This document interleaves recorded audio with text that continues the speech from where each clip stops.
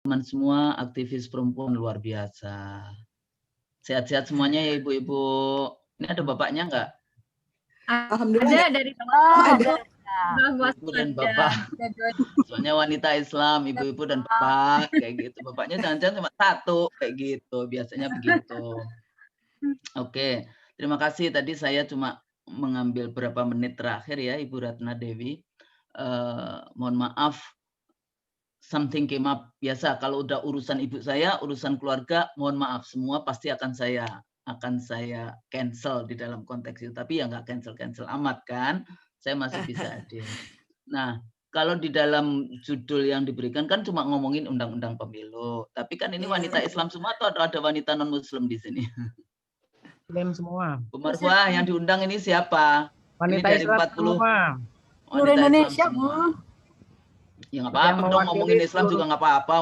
Indonesia juga wanita Islamnya Indonesia kok. Nggak apa-apa kita, itu namanya kan ini identitas ngomong politik. Undang-undang Pemilu, jadi non Islam juga boleh. Kalau ada yang curi-curi yang mendengar langsung. Ya nggak apa-apa untuk ditunjukkan kayak gitu. Karena ini yang undangan wanita Islam di dalam konteks politik itu ada yang namanya interest group, kelompok kepentingan. Kita juga bisa jadi pressure group, kelompok penekan. Jadi nggak apa-apa Anda bikin strategi bagaimana caranya supaya Anda tidak dizolimi terus dan diam saja kayak gitu. Itu jadi penting untuk bisa dilihat. Ya, jadi karena hari ini susah kita demonstrasi seperti ini sudah dianggap radikal, dianggap teroris, dianggap tidak Pancasila, dianggap tidak Bhinneka Tunggal Ika, dianggap tidak toleran kayak gitu. Loh kalau Anda ngomongin tidak Bhinneka, kita kan berbeda. Mestinya ya nggak masalah dong kalau ada kelompok kepentingan menyuarakan kepentingannya, ya nggak masalah di dalam konteks itu. Nah, yang perlu difahami di dalam konteks hari ini, kepentingan kita, kepentingan umat berada di mana di dalam kepolitikan di Indonesia yang seperti itu. Nah, salah satu caranya kan the legal and political rule of the game, memahami bagaimana aturan hukum dan politiknya ya dalam konteks ini. Saya suka gambar ini. Jadi kalau saya presentasi saya selalu pakai karena saya memang suka aerofotos. Kalau Anda baca disertasi saya S3 itu satu halaman itu ada foto kota Sydney. Saya selalu suka. Tapi gara-gara foto saya memberikan bintek di Kementerian Dalam Negeri untuk DPRD se-Indonesia, waktu dia bertanya ada anggota dari tentu saja anggota DPRD dari Jawa Timur, dari PDIP, dari non-Muslim Katolik, bertanya bagaimana hubungan negara dan agama. Akhirnya saya keluarkan gambar ini. Langsung saya dipotret oleh orang itu, dimasukkan ke Twitter, orang seperti Kemendagri kecolongan, orang seperti ini kok dijadikan narasumber. Saya bilang emang negeri ini punyanya lu aja. Kan itu persoalannya. Emang negeri ini punyanya PDIP doang? Ya benar itu Bu. Hah? Iya benar ya, kan? Bu. Saya sudah 33 tahun menjadi pegawai negeri, lebih lagi. Kalau ngomongin Satya Karya Lencana Emas itu sudah punya yang tanda tangan presidenmu ini juga. Untung masih Agustus saya terima. Kalau setelah Oktober mungkin saya nggak mau terima itu. Ya kan? Saya udah 30 tahun lebih saya mengajar partai politik dan pemilu. 5 tahun saya mengajar di Sydney University Australia untuk politik ini. Saya 7 tahun menjadi anggota KPU. Masa ngomongin tentang partai politik pemilu nggak boleh? Ya. Nah sekarang siapa? Nah itu tadi saya tanya. Nggak masalah, itu political identity dalam ilmu politik biasa saja. I'm Muslim, I'm Indonesian. Saya punya kepentingan agar umat tidak kemudian hanya menjadi periferi saja. Karena masyarakat Indonesia adalah the most populous Muslim country in the world. Negara yang jumlah penduduk Muslim terbesar di dunia. Tapi umat Islamnya periferi, miskin.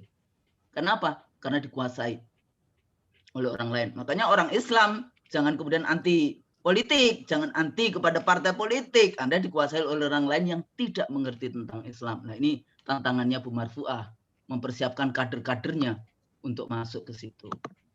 Nah, kok ini ada pan di situ. Bu, boleh di slideshow, mohon maaf. Belum ya?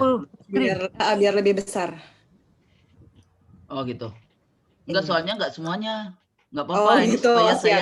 supaya saya supaya saya tidak ngomong kemana-mana, ini persoalannya kayak gitu ya. Oh, baiklah. Bicara tentang Ada screenshot kok, Bu.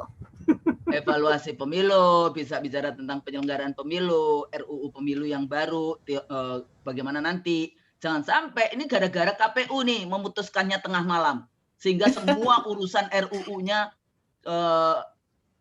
Tengah malam. ada teorinya namanya unholy alliances, itu teorinya, ya. Tapi kalau saya terjemahkannya biasanya dengan Dr. Mulyadi, teman saya kolega saya di UI, saya bilang persekongkolan jahat gitu. Dipikirnya kalau malam-malam sudah ketok palu itu Tuhan nggak tahu kayak gitu kan. Nah itu baca itu surat apa itu, ayat berapa tuh, Anisa atau Ali Imran yang malam-malam, atau Al-Baqarah yang malam-malam diputuskan. Emangnya Tuhan nggak ngerti lo malam-malam memutuskan bener apa tidak? Nah lo akhirnya terjadi juga undang-undang omnibus, undang-undang COVID-19 dan sebagainya, ya. Nah, kalau ngomongin seperti itu, kenapa ini penting? Islamic teaching memilih ulil amri, ya. Harta benda saja tidak boleh diberikan sembarangan kepada seseorang. Bagaimana dengan kekuasaan? Nah, sayangnya dengan model demokrasi populis itu yang benar, yang pinter, yang cerdas, yang amanah tabligh fatona sidik itu belum tentu menang. Nah, ini kemudian dalam konteks teori liberalisme, pasar yang menentukan itu seperti itu. Apalagi ditambah dengan integritas dari penyelenggaraan pemilunya tidak bisa dipertanggungjawabkan. Jadi political integrity, saya itu kasih bintek tentang political integrity. Ya tentu saja saya ngomongin agama. Masa saya ngomongin political integrity dari komunis kayak gitu kan enggak. Pasti kan ngomong agama, sumber moralnya, sumber etikanya. Karena politik sebetulnya etika. Dalam ilmu politik itu prinsip pemilu itu free and fair, bebas dan jujur. Jujur. Dalam Islam juga harus jujur. Karena kalau enggak jujur curang, wailul lil mutaffifin, rusak semua urusan.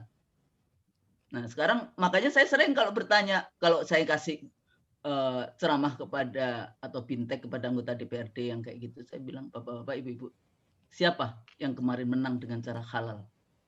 Angkat tangan kalau ada yang berani. Ada sih 1-2 yang berani. Saya bu, kayak gitu. Alhamdulillah masih ada yang menang dengan cara halal. Ya. Pada saat saya bicara juga kepada wartawan misalnya, oh nggak boleh ya nerima suap yang disuap maupun yang menyuap sama. Ibu bla bla bla bla tentang urusan 20.000. Saya bilang katanya dalam politik itu populi vux Dei. Suara rakyat, suara Tuhan. Masa suara Tuhan bisa dibeli 20.000, 50.000? Kalau di Batam sana 500.000. Waktu saya tanya kok 500.000 di sini, dekat dengan Singapura Bu. Jadi beda ininya harganya. Jawa Tengah kemarin itu satu paket 1 juta. Bawaslu tahu nggak? Bawaslu tahu nggak TSM itu apa? Kira-kira presiden terlibat nggak? Ini udah evaluasi nih pemilu. Presiden terlibat nggak untuk pemenangan Capres 01? Menteri terlibat nggak untuk pemenangan Capres 01? Tentara, polisi, BIN terlibat nggak? Bagaimana itu Satgas pemenangan 01 di seluruh Indonesia? Menteri desa terlibat nggak? Kepala desa terlibat nggak? Nah, dalam politik Anda nggak bisa melihat yang seperti itu di atas. Pasti harus pinter bagaimana menemukan yang disebut real politik di lapangan itu seperti apa. Saya bilang, kalau sudah presiden terlibat, menteri terlibat, gubernur terlibat, bupati terlibat, itu terstruktur dalam ilmu politik. Kalau terstruktur, dia pasti masif dan pasti sistemik. Makanya 2 hari sebelum posisi Mahkamah Konstitusi memutuskan keputusannya di Mahkamah Konstitusi Pilpres kemarin, ya, Facebook saya hilang secara permanen sampai hari ini. Permanen, nggak bisa dihilangkan secara permanen. Karena tiap hari saya bahas tentang TSM. Dengan data, dengan macam-macam. Hilang itu.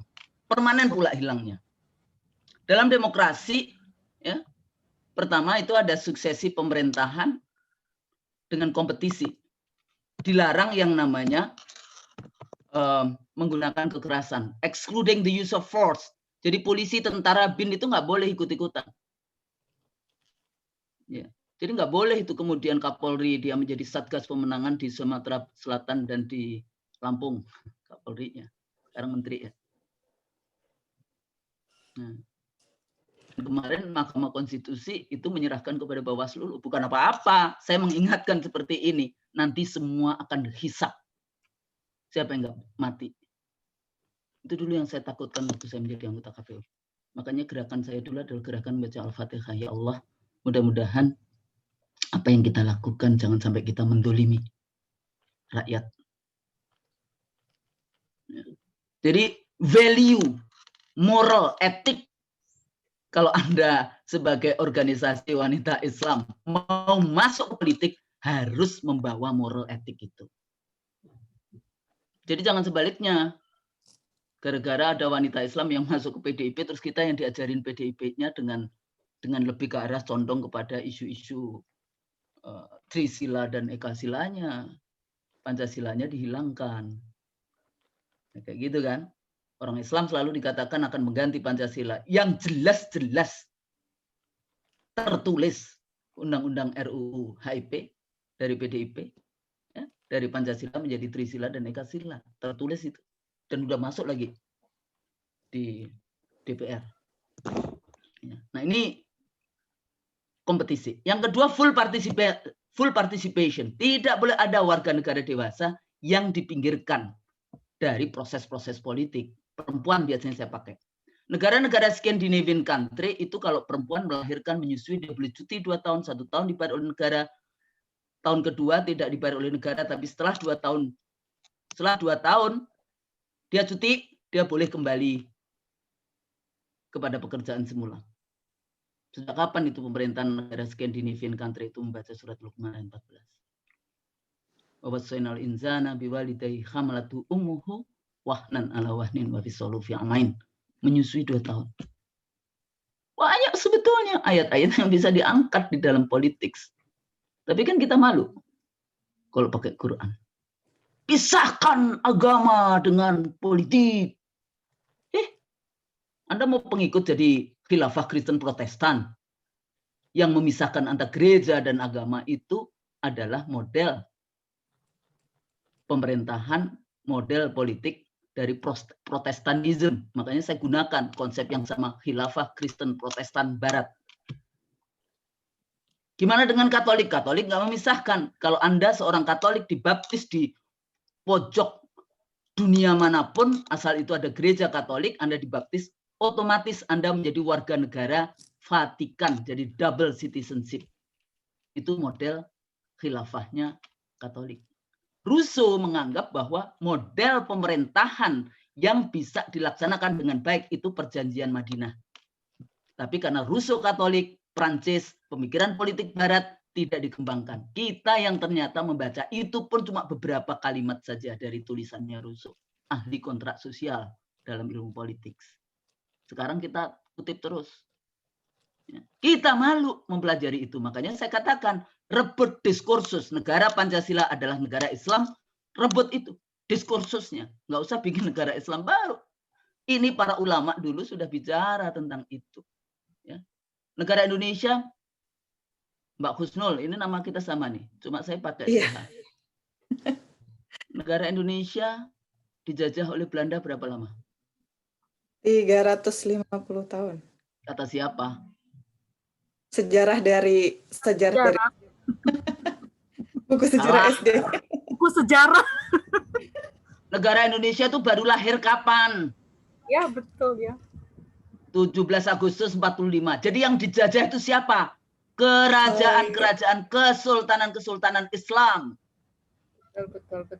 Kita rebut dengan teriakan takbir, Allahu Akbar. Sekarang kalau kita bicara Allahu Akbar, radikal. Kita dianggap teroris, dianggap radikal, dianggap ISIS. Yang dijajah itu bukan negara Indonesia. Negara Indonesia baru lahir 17 Agustus 45. Dan di dalam membangun konstruksi itu BPUPK, sejak 29 Mei, Yamin pidato, 30 Mei Supomo pidato, 1 Juni Soekarno pidato, dan di situ ada 62 anggota BPUPK, 2 perempuan. Satu, Maria Ulfah lulusan Fakultas Hukum dari Leiden University dan dia pengajar di Perserikatan Muhammadiyah. Yang satunya lagi Siti Sukartinah dari Taman Siswa. Nah, biasanya terus kemudian dilanjutkan dengan 22 Juni 45 itu Jakarta Charter. Tapi kan 9 anggota itu nggak ada perempuannya, Bu. Biasanya saya kayak gitu. Makanya saya bilang, Bu Marfua, kalau Pak Din pidato kan saya bilang, Founding Fathers and Mothers. Jangan lupa perempuannya. Separuh negeri ini adalah isinya perempuan. Nah, itu full participation. Negara yang paling tinggi jumlah anggota parlemennya adalah Rwanda.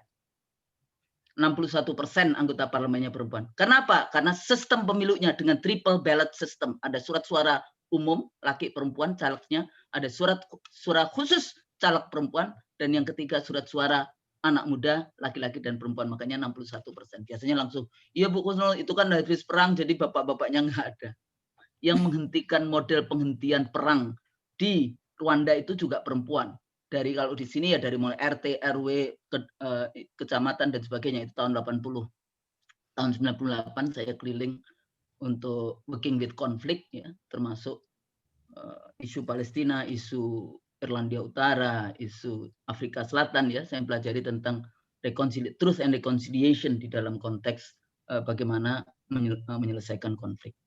Yang ketiga, kenapa ini penting? Karena isu perempuan biasanya tidak masuk juga menjadi bagian penting. Kan ada Bu anggota DPR yang perempuan, ya ada.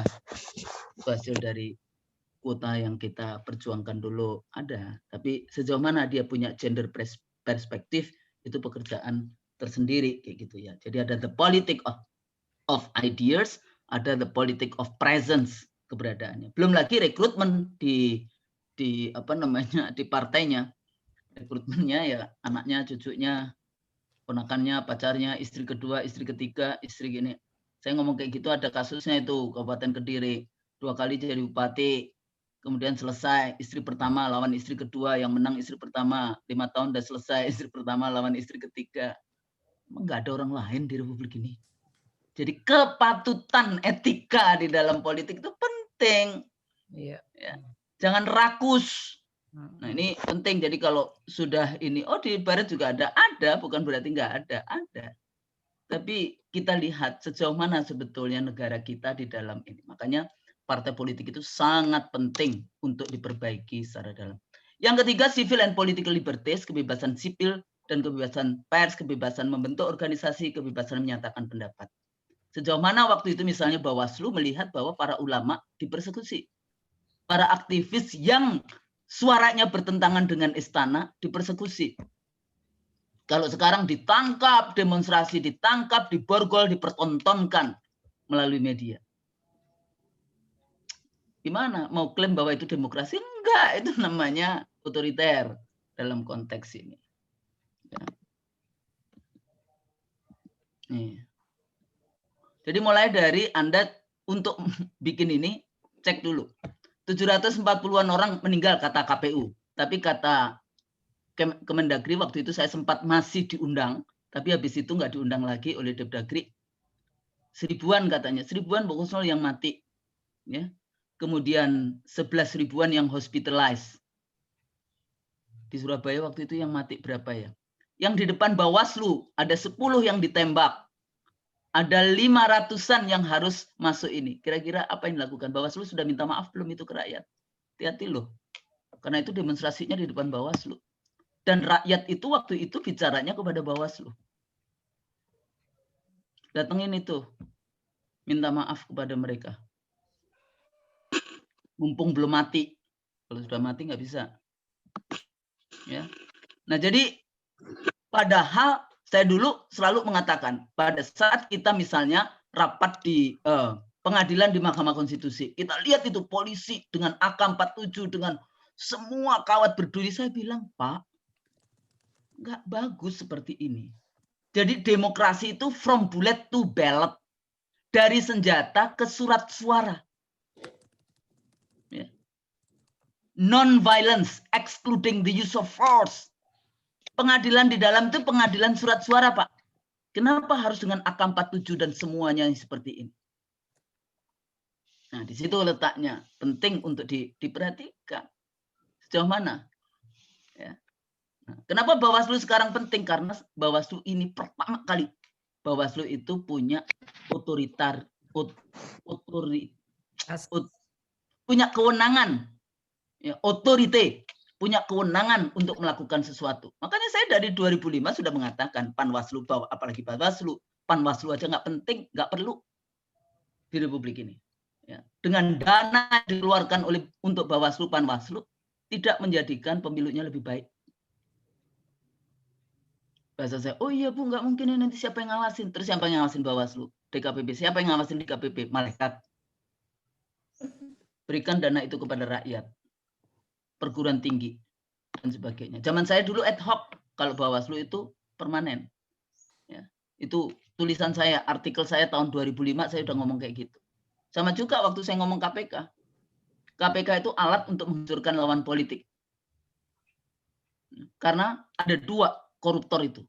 Satu koruptor sejati itu triliunan mereka bisa keluar masuk istana dengan apa namanya? Dengan karpet merah. Tapi kalau anggota DPRD yang 50 juta, ya, saat DPRD batuk, ya, 41 anggota DPR batuk dikatakan korupsi yang satu orangnya 12,5 juta, itu ada korupsi kondensat 35 triliun hilang dari perbincangan yang ada. Makanya saya bilang KPK sebagian besar menjadi alat untuk menghancurkan lawan politik. Sekarang ini gimana? Ya, Anda lihat aja, Anda cek aja. Urusan kemarin yang Edi Prabowo ya, urusan menteri ini. Ya, jadi itu satu sengketa hasil pemilu tadi ya. Nah, MK itu fungsinya apa? Apakah hanya mahkamah kalkulator atau mahkamah juga kualitatif? Kenapa? Karena di dalam konstitusi kita prinsip pemilu itu luber dan jurdil. Terus siapa yang akan mengevaluasi ini luber jurdil, jujur adil? Apakah MK bisa bicara tentang itu atau tidak? Nah, jadi itu penting. Isu lain apa? DPT. Ya, kalau tadi bicara tentang pilkada, DPT ini bagaimana? Siapa yang mengerjakan? Dulu pertama kali negara Republik Indonesia punya database penduduk dan pemilih berkelanjutan dengan 12 variabel itu KPU yang bikin. Kebetulan saya waktu itu ketua divisinya. Sejak Indonesia merdeka baru KPU waktu itu yang menyelenggarakan pendataan penduduk dan pemilih berkelanjutan. Nggak ada orang asingnya. Nggak ada company-nya. Kampus dan BPS yang mengerjakan. Harganya 427 miliar. Tanggal 8 Desember 2004 diserahkan kepada Kemendagri. Undang-undangnya diganti, Undang-Undang 32, dari P4P menjadi DP4. Untuk memperbaiki database itu, dari 427 miliar dari nggak ada menjadi ada, dananya 3,8 triliun. Pemilu berikutnya jadi IKTP, dananya 5,8 triliun. Itulah, dan seterusnya. Ya. Surat suara yang sudah dicoblos, C1 plano, dan sebagainya. Money politics, paket-paket, karena pemilu serentak paket. Saya orang yang dari dulu nggak setuju itu model yang kayak gitu. Kenapa? Akhirnya kita cuma ngomongin pilpres kok. Legislatif juga legislatif nasional. Daerah nggak penting jadinya. Isu daerah nggak penting jadinya. Ya. Saya dari dulu desentralisasi maunya saya di provinsi. Itu perdebatan saya dengan Pak Rias. Kemudian pemilihan kabupaten kota itu nggak perlu pemilu langsung. Dewan DPRD saja. Kita dulu sudah ada undang-undangnya.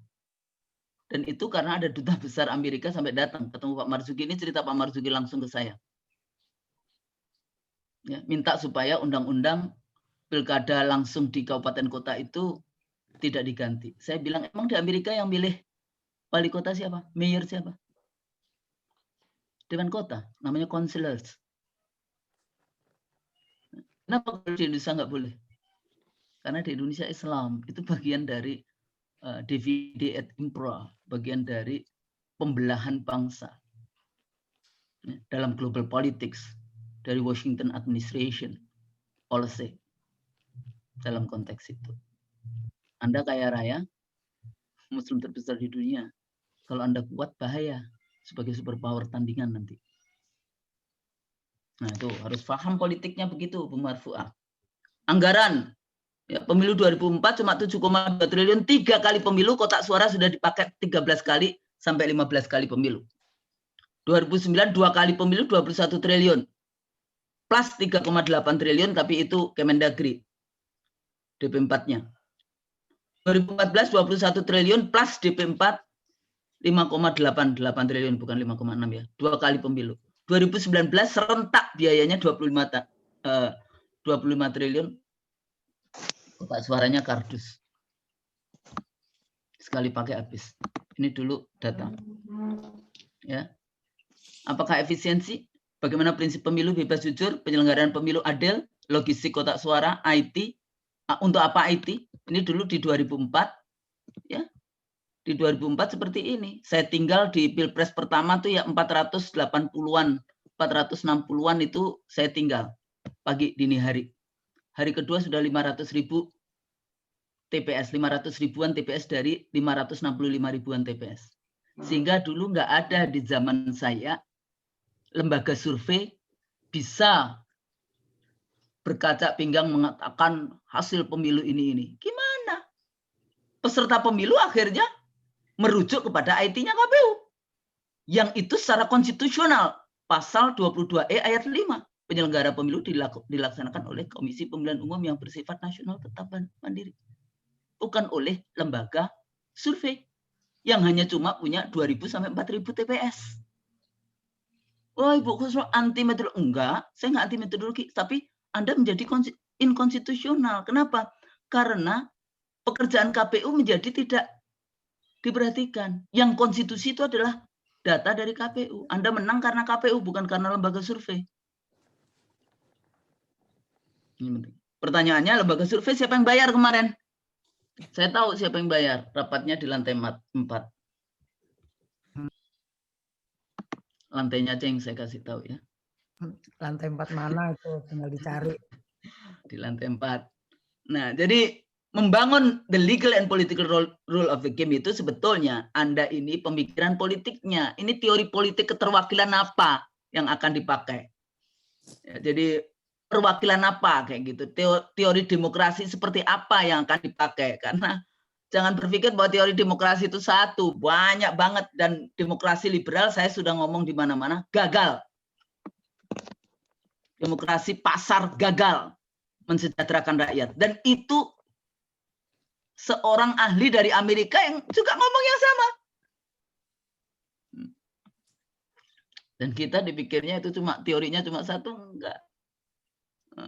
Health aja punya, David Health itu punya 11 model demokrasi. Kenapa? Makanya kita bangun demokrasi dengan ala Indonesia dalam konteks itu. Harus difikirkan value-nya apa, bagaimana, dan sebagainya.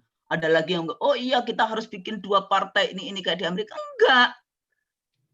Itu cuma teorinya Robert Dahl, teorinya ini saja bahwa presidensial ala Amerika itu kan ala Amerika. Yang di sana adalah market based paradigma pasar, ya, the private lead public. Kita kan enggak. Para munajat, para ulama kita dulu di dalam membangun bangsa ini itu ada koperasi, ada bagaimana public good, itu harus difikirkan. Nah, jadi ini Bu Marfuah kalau nanti kumpul kelompok kecil mempersiapkan apa nanti yang harus diberikan kepada DPR untuk khusus kira-kira masukan apa sebagai pressure group dan interest group supaya Anda tidak cuma dihabisi. Contohnya ya Pilpres zaman saya yang bikin, saya juga sudah ikut dulu 2004 itu saya timnya pemerintah di dalam membuat undang-undang partai politik pemilu sesduk. Saya, Pak Ramlan, Pak Rusadi, Pak Nazar. Jadi 4 dari 9 anggota KPU itu yang bikin undang-undang. Pasal 65 tentang gender 30% di undang-undang partai politik. Ada 3 pasal yang bicara tentang gender justice. nggak ada 30%-nya, maka saya bilang saya ngotot di undang-undang pemilu harus ada angka 30%, jangan dihilangkan. Kalau hilang itu secara psikologis hilang juga dalam konteks itu. Ya. Tapi dulu kita persisten untuk memasukkan itu dalam undang-undang. Makanya DPR sih setiap 5 tahun masih ngundang saya. Ya, pansusnya atau pansus ya dalam konteks itu. Jadi bagaimana mengaturnya di dalam konteks itu? Teori apa yang Anda pakai? Poin-poin penting apa yang harus diperjuangkan di dalam konteks itu? Misal Anda ngotot, oh iya pemilu harus ini yang menang. Anda nggak berdasarkan data. Contoh waktu itu siapa bintang film yang istrinya Ikang Fauzi? Marisa. Marisa kan selalu ngomong, Ibu Husnul, saya itu menjadi vote getters dari PDIP. Ntar dulu Marisa. Ikang Fauzi teman saya seangkatan, jadi saya cuek aja ngomong kayak gitu. Suara Anda berapa? 65, 85 ribu. Berapa harga kursi? Harga kursinya di Jawa Barat itu 230 ribu. Berapa partai politik Anda mendapatkan? Dia dulu PDIP. 400 sekian, nomor 1 Taufik Kemas, nomor 2 dia. Jadi kamu aja itu masih hutang ke partai. Jadi nggak usah sombong. Nah sekarang tujuannya yang tadi, teorinya Anda mau memperkuat partai atau membuat partainya lemah di dalam konteks itu. Membangun internal demokrasi partai itu menjadi sangat penting. Proses rekrutmennya ya, dikuasai oleh oligarki politik dan oligarki ekonomi, para bandar.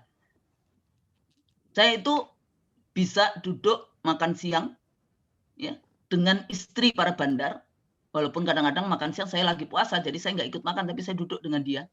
Dia menceritakan bagaimana yang namanya tipu-tipu, the liberal Machiavellian election, pemilu terbuka tapi penuh dengan tipu-tipu muslihat. Istri para bandar yang salah satu dari 9 naga itu. Bagaimana ininya? Kemarin itu saya pikir dia mulai berubah gitu, nggak taunya terakhir minta, ayo Bu Gusnul, mau ini, ada presiden mau ketemu. Ketemu, nanti saya dipotret, selesai semua kalau kritik saya selama ini ya. Ternyata ya kalau dikasih duit berapa triliun kayak gitu, nggak taunya nggak juga atau apa, ya kan? Kalau mau ya terbuka, datang ke kampus, ngobrol di kampus, bukan saya yang harus datang ke istana, maaf. Ya, jadi di situ contoh dulu P3 ini berantemnya saya dengan, tapi ini nggak keluar pada saat membuat dapil. Siapa pertama kali yang bikin dapil zaman saya? Ya kan? Kebetulan saya juga ngurus itu, dapil itu. Betul. Pak Ramlan bikin surat ke KPU daerah. 1 kecamatan 3 kursi 1 dapil. 1 kabupaten 3 kursi 1 dapil. Saya bilang, saya punya data seluruh Indonesia. Saya bilang sama Ketua KPU Pak Nazar, kalau seperti ini, maka KPU secara sengaja menghancurkan semua political Islam di Republik ini. Kenapa? Karena rata-rata nomor 1 Golkar, nomor 2 PDIP, nomor 3 PDIP, nomor 1 PDIP, nomor 2 PDIP, nomor 3 Golkar, yang kayak gitu. Hanya titik-titik sedikit saja yang itu Islam kuat, partai-partai Islam kuat. Kalau modelnya kayak gitu, polanya seperti itu, maka partai-partai kecil, partai-partai Islam yang tersebar itu akan habis di Republik ini. Siapa? Bapak sebagai Ketua KPU pertama pemilihan langsung seperti ini menghancurkan political Islam di Indonesia. Saya enggak, Pak. Makanya kenapa saya masih ngotot di dalam diskusi-diskusi di pleno KPU, undang-undang mengatakan 3-12. Kalau ini pakai yang dekat dengan 3, maka akan ada dapil itu 7.500-an dapil. Sebagai Ketua Divisi Logistik, saya yakin itu unmanageable. Sebagai aktivis perempuan, dapil kecil lebih sulit bagi perempuan karena head to head dibandingkan dapil yang besar. Itu hasil data yang saya miliki. Ya, makanya dapilnya besar. Tapi itu perjuangan karena Pak Ramlan dulu dan nulis surat ke KPU ini. Giliran itu saya bilang sama Anas, Nas, kamu di kelompok C, aku di kelompok A. Kamu perbaiki. dua model. Nanti siang kita berdua masuk di kelasnya Pak Ramlan. Tapi kita nggak bicara kepada kalian semua, enggak. Kita nggak bicara ke media, enggak. Kenapa? Kita dokter ilmu politik semua. Kita paham ideologi di balik pembuatan aturan itu sudah mengarah kepentingan siapa yang diuntungkan dari aturan main itu. Tapi yang selalu diundang oleh P3 kayak gitu Pak Ramlan, karena namanya A. Ramlan Surbakti. Saking keselnya saya di Komisi 2, saya bilang, tadi saya tidak setuju dengan Wakil Ketua KPU, Profesor Dr. Aloysius Ramlan Surbakti. Tadi Bapak Aloysius Ramlan Surbakti mengatakan, jadi tadi Bapak Aloysius Ramlan Surbakti mengatakan, Ida Fauzia datang ke, Mbak Aloysius tuh, kok kira Ramlan Surbakti itu Ahmad Ramlan Surbakti, kok lebih percaya kepada dia dibandingkan kepada saya. Itu kepentingan. Tapi saya berbicaranya atas nama scholarship.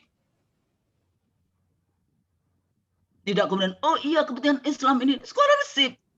Kenapa? Undang-undang mengatakan dapil itu 3-12. Argumennya scholarship. Ilmiah argumennya dalam konteks itu. Karena saya tahu dampak dari aturan dari keputusan KPU akan meminggirkan kekuatan politik tertentu, dan kekuatan politik yang dipinggirkan adalah kekuatan politik Islam. Nah, ini paham nggak kita dengan model-model teknis, tapi dia punya persoalan-persoalan dampak yang seperti itu. Ya, makanya dulu urutan partai dengan 100% BBP, baru kalau ini. Dan saya memikirkan sebetulnya partai kecil tidak cuma Islam. Ada yang, oh jadi itu ibu itu ini. Enggak. Partai Kasih Bangsa juga saya pikirkan jadinya. Kalau ada Hindu Buddha juga saya pikirkan. Kalau konstruksinya negara Republik Indonesia ini plural di dalam konteks itu. Emang ada kok, Partai Katolik ada kok. Baru sekarang aja joinnya ke PDIP. Ya, difahami karena PDIP dulu adalah fusi tahun 73, fusi dari Partai Nasionalis Sekuler dengan semua partai non-Islam. P3 adalah fusi dari semua partai Islam. Jadi sejarah kepartaiannya juga difahami. Makanya kalau Anda menuntut PDIP untuk mikirin orang Islam, ya agak sedikit susah.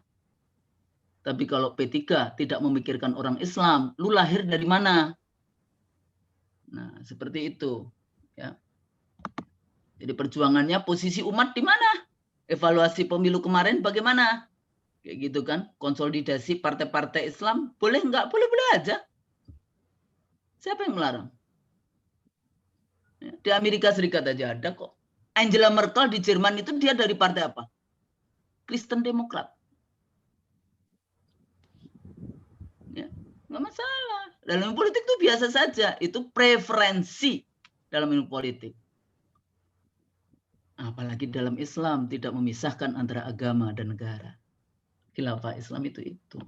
Tapi kalau Anda pelajari konstruksi negara Amerika Serikat itu sangat religious. The compact system relationship between God and man dalam gereja. Tapi di sana perseteruanannya apa? Katolik Protestan. Siapa kekuatannya? Yahudi yang namanya AIPAC. Itu lobby Yahudi.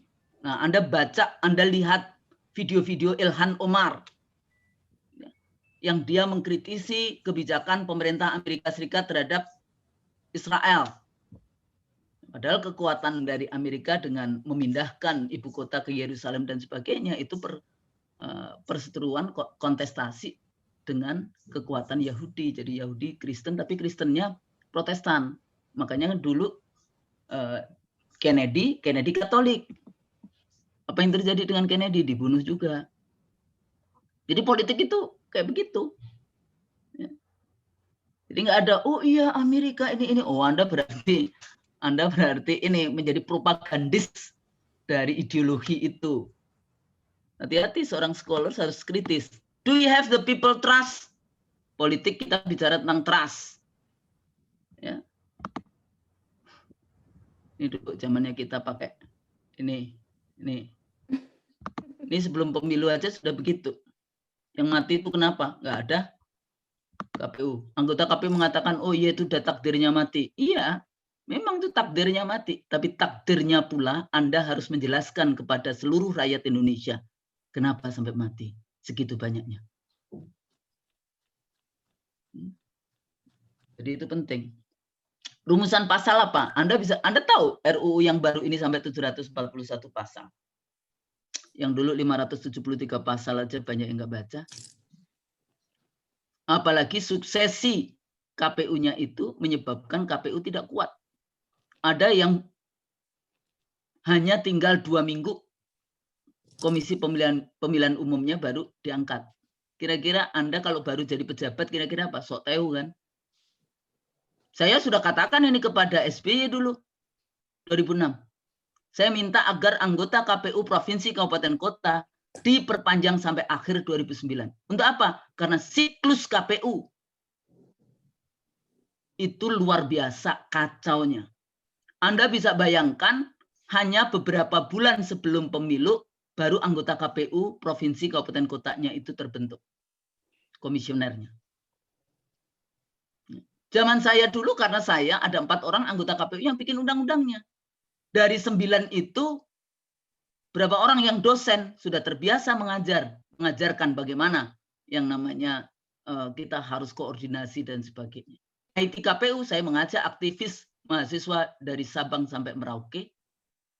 Ya. 50 ribuan, 54 ribuan aktivis mahasiswa.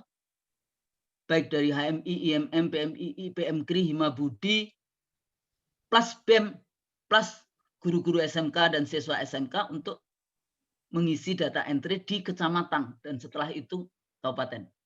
Hanya 2004 di kecamatan. Nah itu nggak ada sekarang. Padahal itu adalah untuk transparansi dan akuntabilitas KPU. Nggak mau. Kenapa? Karena peserta pemilu, partai politik, dan perseorangan tidak suka kalau KPU-nya benar. Nggak bisa diajak kong kali kong, unholy alliances tadi. Ada nggak kita menemukan? Ada waktu itu. Kan kita menemukan juga polisi yang nyebar-nyebar CD dengan 100.000.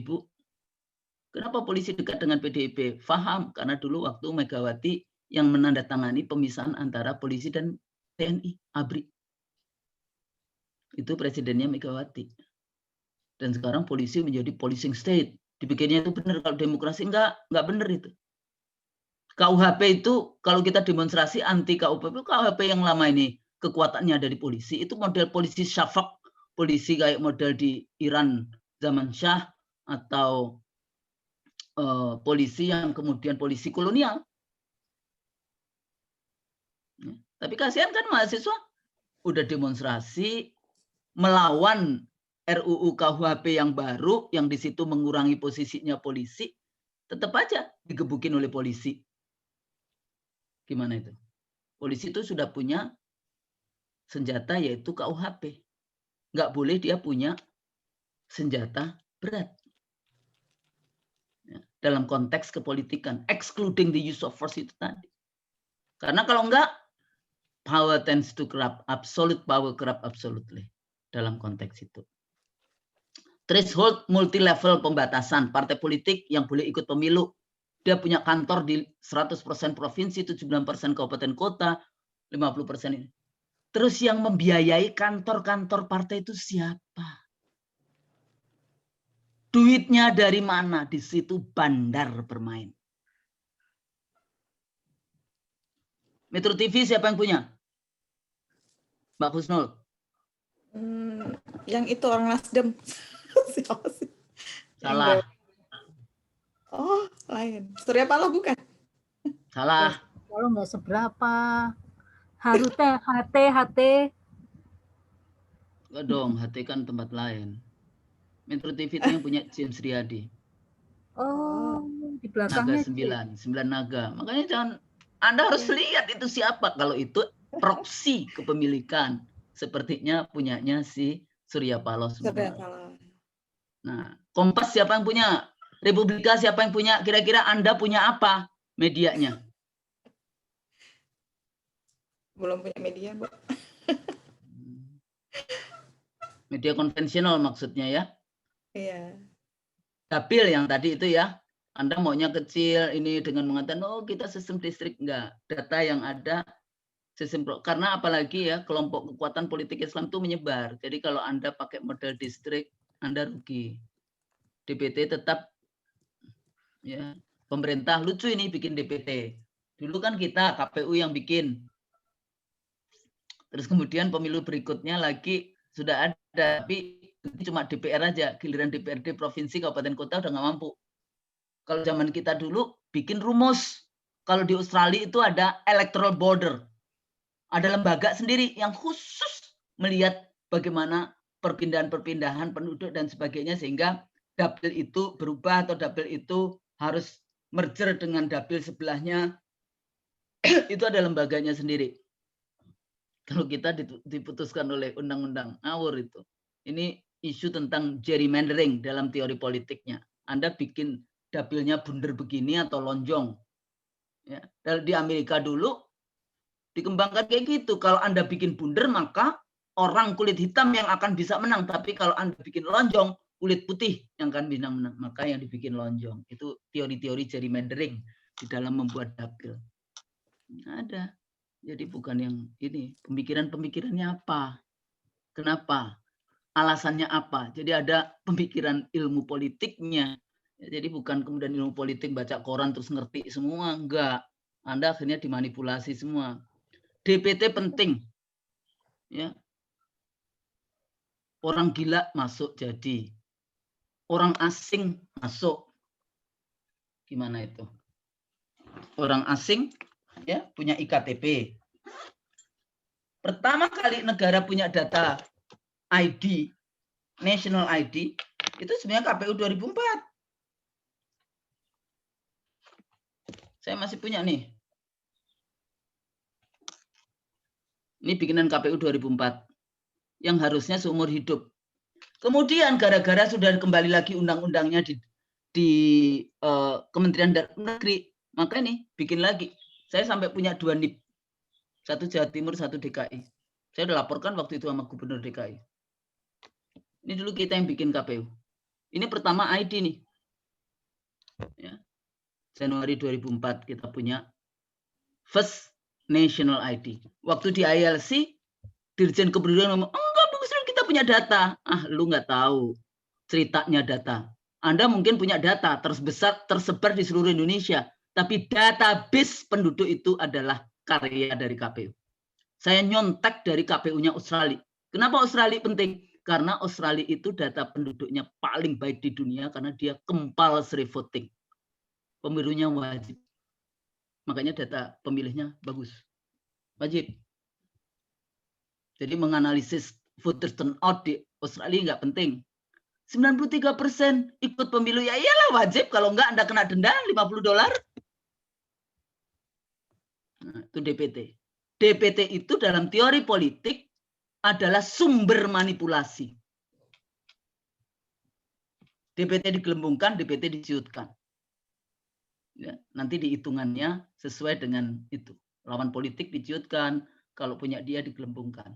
Itu teori-teori ilmu politik pemilu tahun 70-an, 71-an di Afrika, di ini ya, yang namanya swollen voters.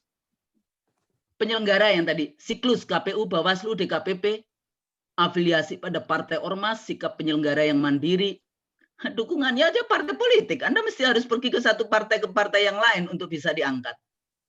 Ya. Kemudian model sistem rekrutmennya kayak mencari pekerjaan buruh pabrik. Makanya saya dulu selalu mengatakan anggota KPU pusat itu kalau enggak doktor ilmu politik ya ilmu hukum. Hanya 2 itu.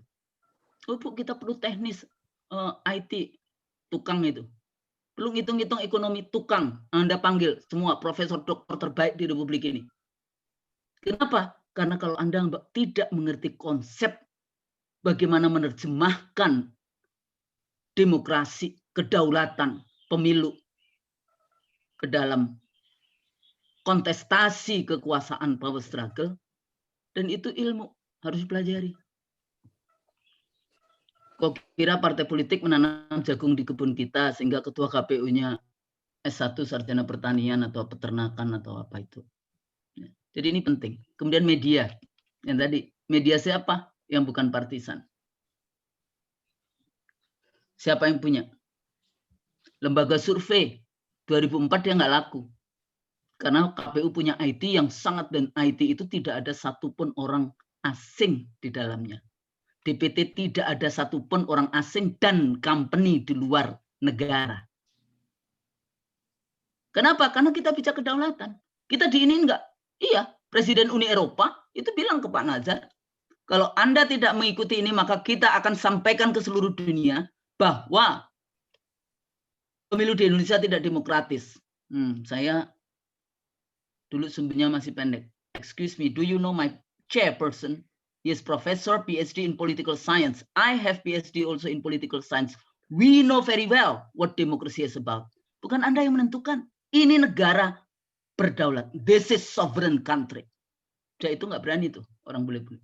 Itu kalau wartawan-wartawan saya dulu kalau lihat bagaimana saya harus berantem dengan wartawan-wartawan asing di Hotel Borobudur waktu tabulasi nasional, saya katakan, saya boleh nggak melakukan hal yang sama seperti Anda katakan itu di negara Anda? Nah, tapi gimana kalau Anda nggak paham dengan nitty-gritty dari demokrasi, dari kedaulatan Republik ini? Siapa yang Anda akan bela? Bela yang bayar. Rekrutmen internal caleg ini jadi persoalan. Karena ada 3 kembar oligarki, para bandar, para politisi, oligarki politik, dan sebagainya. Sumbangan, Anda cek itu ya. Sumbangan paling besar company itu 25 miliar. Saya tahu kok ada yang habis triliunan ngasihnya sumbangan. Emang bandar-bandar itu ngasih berapa? 9 Naga itu berapa habisnya? Sehingga setelahnya kemudian anaknya bisa jadi, anak-anak muda bisa jadi apa di istana. Pertanyaannya anak-anak muda itu, oh iya dia berkapasitas. Iya. Kapasitasnya apa? Pemuda Al-Kahfi. Ya, jadi jangan sampai kemudian pasal-pasal itu menjadi pasal-pasal bodong. Tapi sejak dari awal dulu perjuangan saya itu limit spending, bukan limit contribution. Model Inggris. Inggris itu limit spending, bukan limit contribution.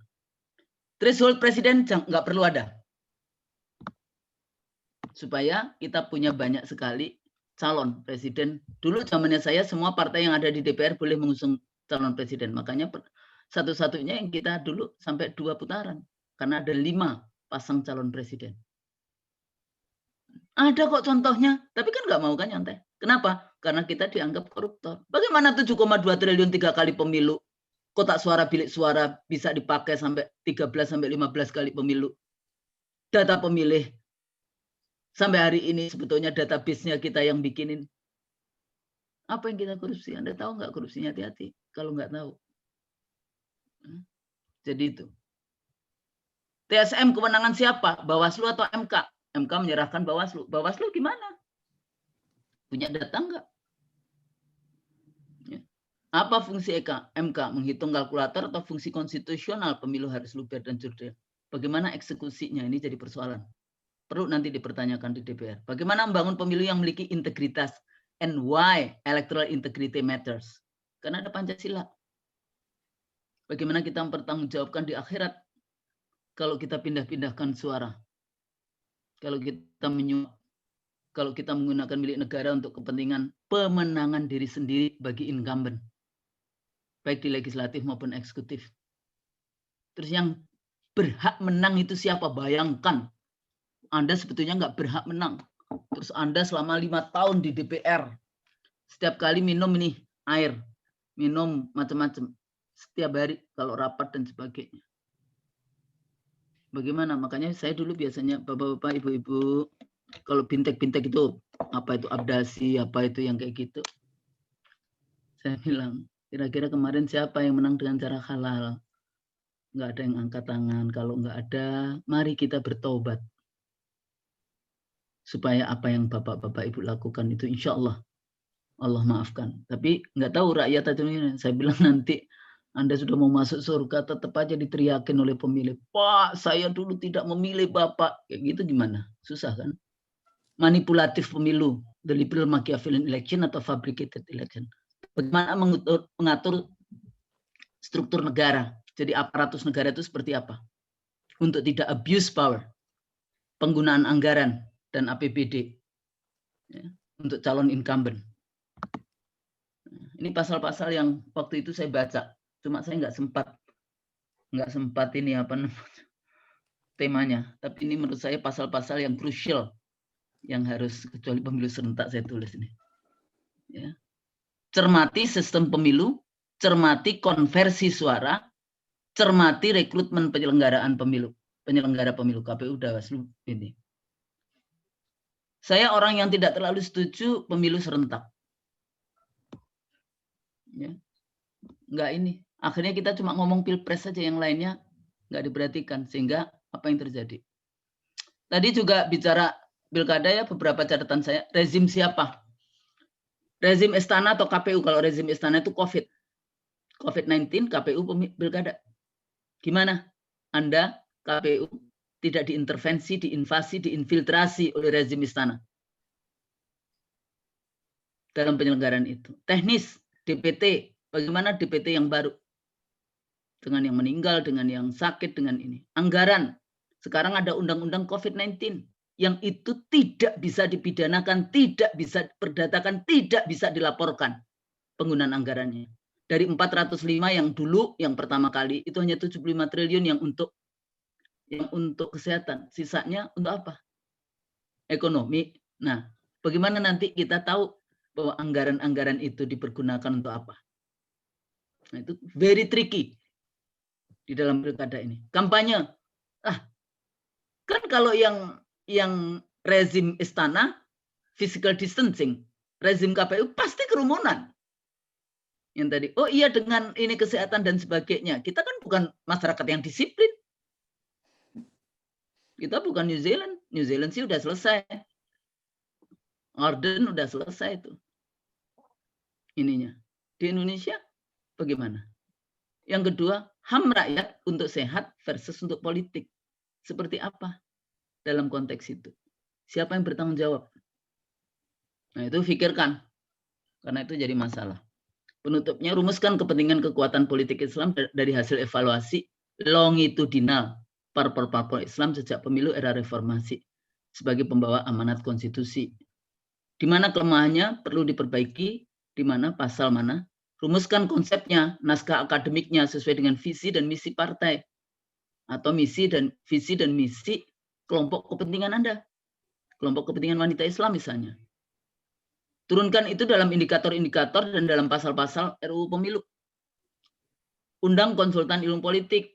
Jangan meremehkan pemikiran para ahli politik dalam mendesain kepolitikan sesuai dengan bangunan politik yang jujur dan adil. Ajak kampus di seluruh Indonesia. Ya. Kalau saya punya di 43 kampus. Buzzer saja dibayar mahal di Republik ini. Termasuk juga lembaga survei dibayar mahal. Apakah kelompok ini berfungsi untuk mencerdaskan bangsa? Itu pertanyaannya. Nah, jadi itu. Tapi saya lihat kan, partai 2014, dulu di 2009, di 2004, zamannya saya, di 99, ini setelah 73, sebelumnya ini. Jadi semua partai yang fusi partai, semua partai nasionalis sekuler, dan semua partai non-Islam jadi PDI. Golkar, Government Party. P3 semua partai Islam. Dari 10 partai sebelumnya. Ini tahun 55. Ya, Palu Warid dan sebagainya. Dan PKI nggak ikut ya di PPUPK dan di PPKI. Nih, pemilu 2014. Kalau ini bolehlah, gambar-gambar doang. Saya cepet aja. Di mana posisi kalian? Ini 55. 2009, 2004. 55. Mana tadi ya 55, 55. Sebetulnya ada gambarnya semua. Nih, saya kasih contoh. Partai Identification Amerika. Ada nggak religion type? Protestan, Katolik, Yahudi. Kita takut kalau ngomongin agama Islam.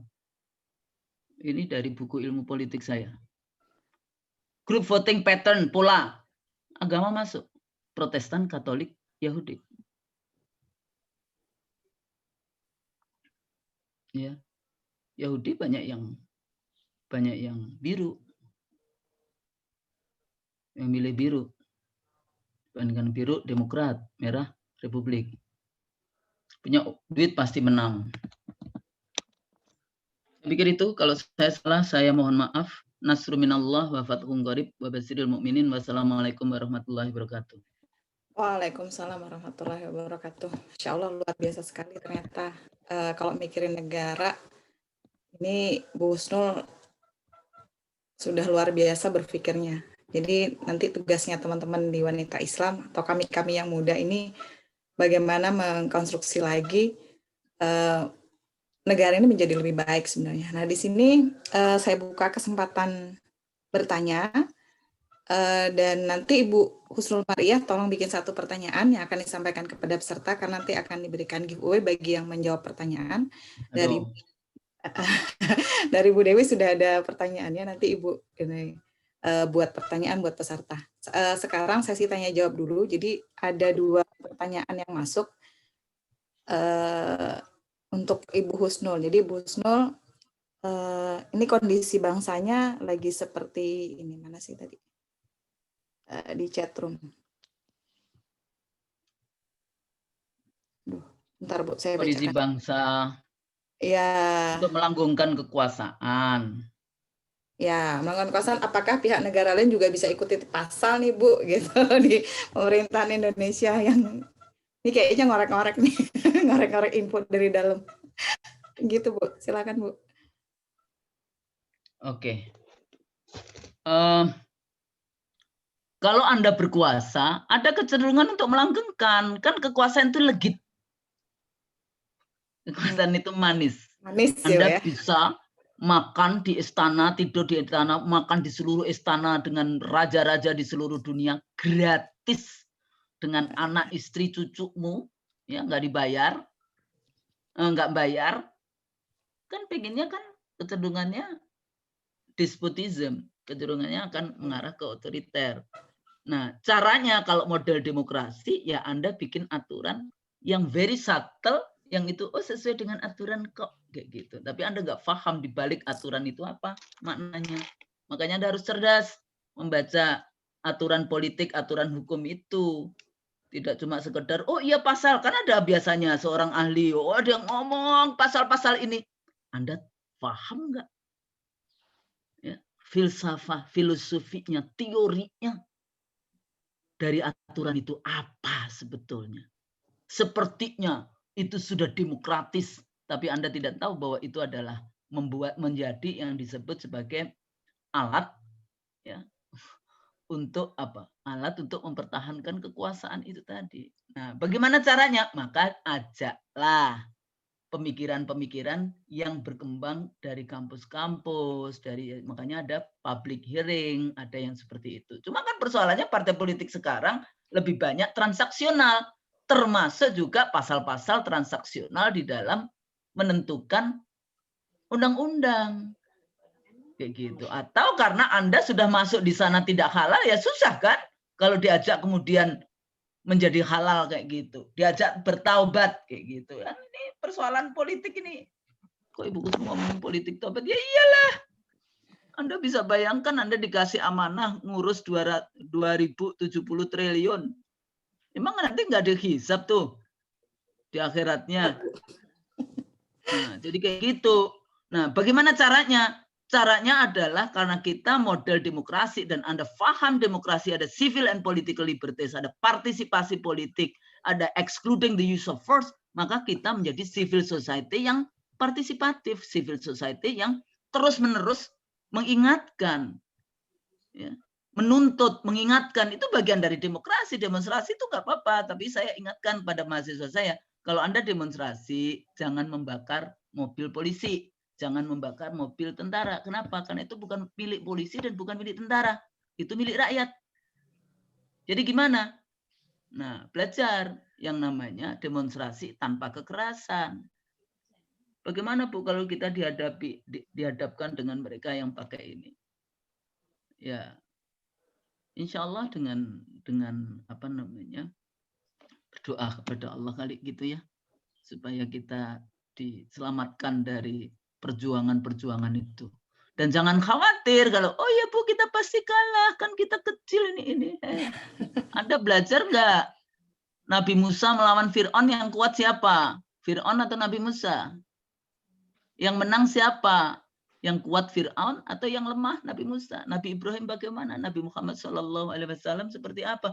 Dalam sejarah politik banyak kok contoh perjuangan-perjuangan. Jadi jangan melihat kecilnya ininya, tapi bismillah Anda berjuang untuk kemaslahatan, untuk membangun peradaban Islam yang baik, ya, dalam kontestasi peradaban Kristen, peradaban Katolik di dunia ini, dalam global politics ini. Ya. Jadi tunjukkan rahmatan lil alaminnya Islam itu seperti apa. Nah, di situ letaknya. Tapi kalau Anda sekarang orang Islam berkuasa, Anda berkuasa untuk kemudian siapa yang Anda layani? To serve kepentingan kapitalis, kepentingan oligarki ekonomi, oligarki politik, atau kepentingan umat, kepentingan rakyat, kepentingan agama, kepentingan itu. Nah, itu konstitusi. Ya, jadi itu menurut saya. Jadi pasal-pasal itu yang tadi ya Anda perhatikan, apa ini dapilnya seperti apa, kemudian suksesi. Kalau saya suksesi KPU Bawaslu itu penting. Anda tidak akan bisa menyelenggarakan pemilu kalau model suksesinya KPU Bawaslu seperti ini. Anda nggak akan mungkin yang namanya bisa menghadirkan KPU yang baik, KPU yang kuat.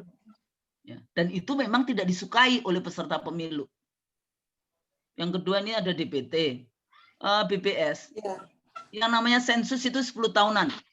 Dan dulu kenapa kita bikin baru? Karena BPS itu butuh hampir 2 tahun untuk mengelola datanya.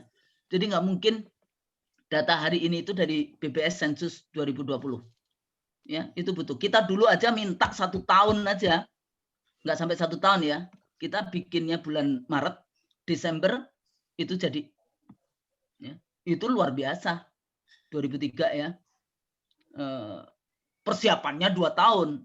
Saya paham dengan kependudukan karena saya pernah kuliah kependudukan di Lembaga Demografi Fakultas Ekonomi UI dari jam 9 pagi sampai jam 5 sore setiap hari selama 6 bulan. Dan saya 3 tahun bekerja di Lembaga Demografi Fakultas Ekonomi UI. Jadi kalau saya ngomong kependudukan dan sebagainya, saya tahu. Dulu yang namanya Bupati Jayawijaya, Puncak Jaya, itu datang. Minta jumlah penduduknya 250.000. Saya bilang, iya Pak. Tapi persoalannya, kabupaten Bapak itu sudah dipecah menjadi 5 kabupaten. Kalau kabupaten induknya Bapak minta 250.000, 4 kabupaten yang lain itu berapa jumlah penduduknya? Hantu penduduknya. Nah, yang kayak gitu-gitu cepat kita. DKI waktu itu marah ke KPU karena makanya sampai kemudian ada undang-undang ibu kota. Karena dia datang, anggota DPRD-nya nggak bisa 100, hanya 75.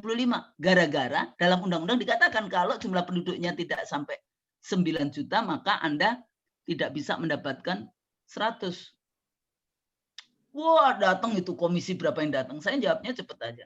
Penduduk Bapak itu penduduk siang atau penduduk malam? Penduduk itu penduduk malam, Pak. Anda punya KTP, tidak punya KTP, nggak masalah. Selama Anda sudah duduk di situ 6 bulan, Anda warga negara Indonesia, itu ilmu demografi namanya penduduk. Dan penduduk DKI itu penduduk komuter. Orang ya dari Jabodetabek. Ya, dari daerah-daerah kalau siang ke Jakarta. Makanya nggak sampai 9 juta. Kurang dikit sih sebetulnya. Tapi kan kurang kayak gitu. Tetap aja enggak. Penduduk siangnya Anda bisa klaim 11 juta. Tapi penduduk malam enggak.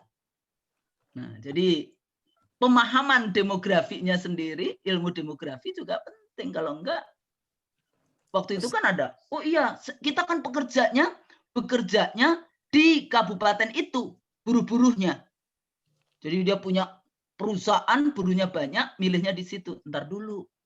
Kalau dapil Anda sesuai dengan, Anda boleh sih milih kalau ini waktu itu boleh milih Anda di mana, tapi hitungannya Anda bukan penduduk di situ. Kalau sesuai dengan aturannya Anda penduduk di rumah Anda, kos maupun tidak kos, ya, yaitu di situ hitungannya. Nah, itu 2003 tuh saya dan BPS kita ini CS-an Kementerian Dirjen Administrasi Kependudukannya cuma lihat aja. Saya tahu setiap kali ini bikin keki kita karena setiap kali rapat ganti orang kayak gitu kan. Nah, habis itu kita serahkan ke Depdagri, habis itu diambil alih. Makanya saya bilang gitu, cara pandangnya sebatas proyek 5 tahunan. Tidak memikirkan bagaimana yang namanya membangun institusi penyelenggaraan pemilu, institusi kependudukan, institusi yang kayak gitu-gitu dengan baik. Nah, ini penyakit birokrat di Republik kita, ya. Ya, cara pandang yang sebatas proyek itu saja. Saya pikir itu aja. Oke, Ibu, terima kasih. Selanjutnya Ibu Dewi, Bu Ratna Dewi tadi sudah menyampaikan. Kita beralih ke pertanyaan dari materi ya, Ibu-Ibu. Tadi Bu Dewi, Ratna Dewi sudah menyampaikan. Jadi Ibu-Ibu yang mau menjawab pertanyaan dari Ibu Ratna Dewi dipersilahkan raise hand nanti. Ada fitur raise hand-nya. Pemilu atau pemilihan juga mensyaratkan adanya partisipasi. Apa yang Ibu-Ibu pahami tentang partisipasi masyarakat? Silakan bagi Ibu-Ibu yang mau menjawab, dipersilahkan. Fitur raise hand-nya bisa di reaction, terus nanti angkat tangannya. Atau silakan langsung aktifkan mic-nya boleh juga kalau mau ini. Dan aktifkan videonya, sebutkan nama dan dari wilayah mana. Jadi apa yang dimaksud dengan partisipasi masyarakat?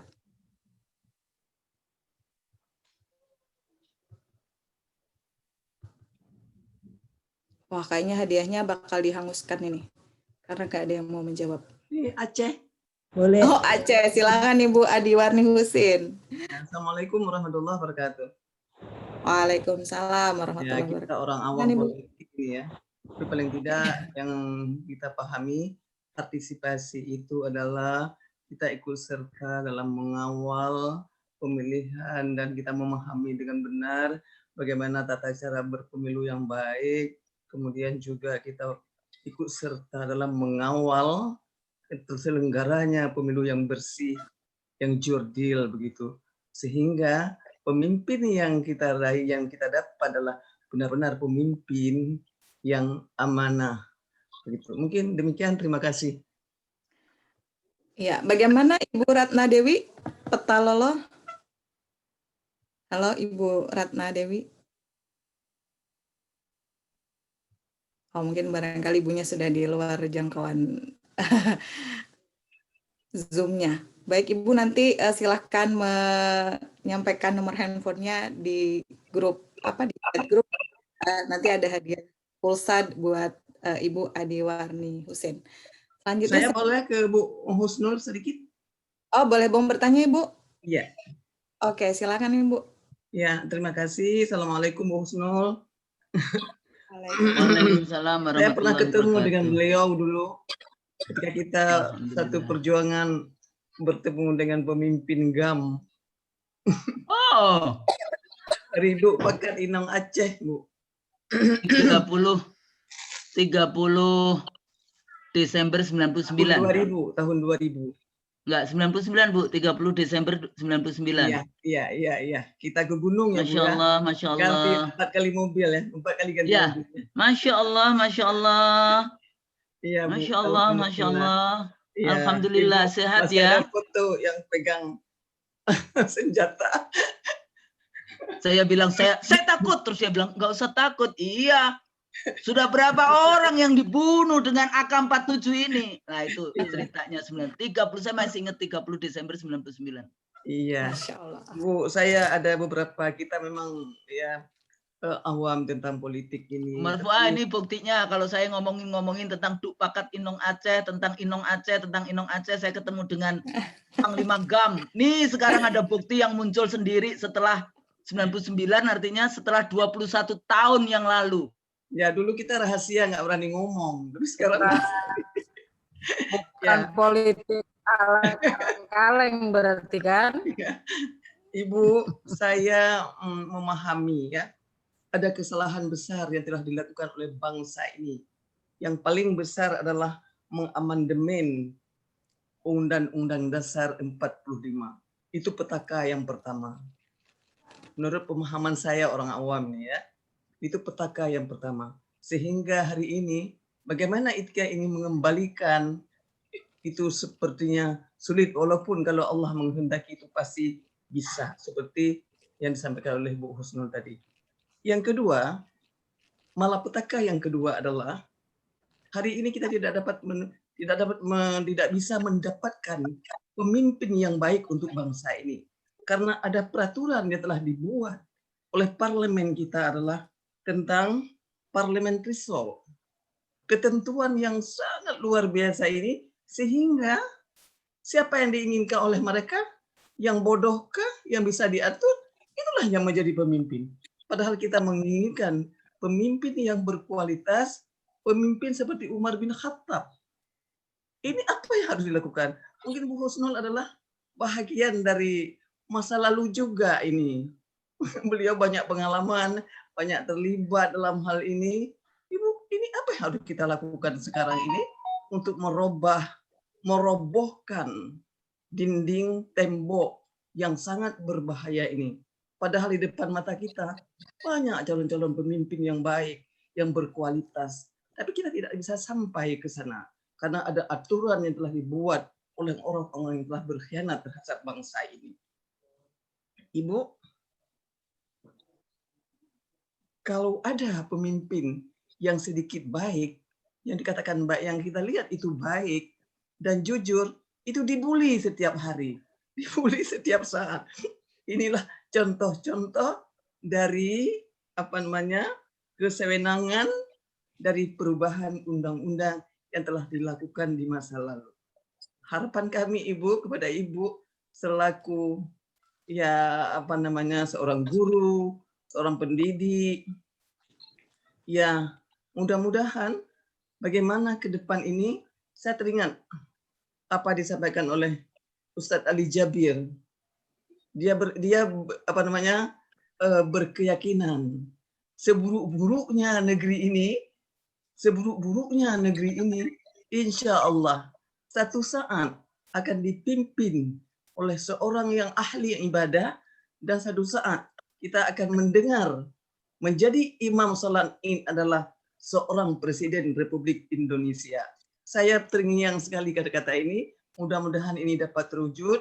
Bu, kami orang awam dari desa terpencil, memang pengaruh terhadap kami tidak terlalu besar apa yang terjadi di Jakarta.